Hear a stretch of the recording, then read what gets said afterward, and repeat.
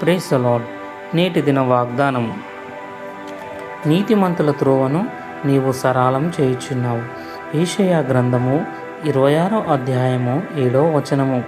యెషయా గ్రంథం మనకు చెప్తుంది, దేవుడు నీతిమంతుల త్రోవను నీవు సరళం చేయుచున్నావు.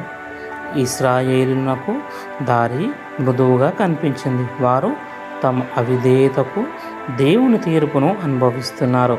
విశ్వాసం మరియు విధేయతతో నడవాలని యెషయా వారిని ప్రోత్సహించాడు.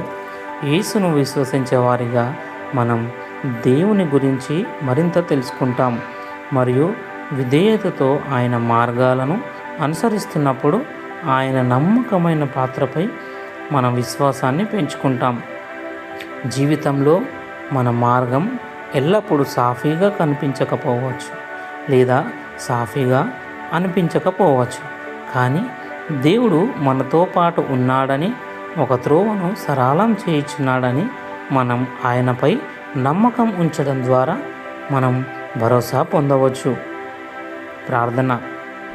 తండ్రి, దేవా, మీ మంచి మార్గంలో నేను అనుభవించే స్వేచ్ఛకు నేను కృతజ్ఞుడను. దయచేసి నీవు నాకు మార్గం చూపుమని యేసయ్య నామంలో ప్రార్థిస్తున్నా తండ్రి. ఆమెన్.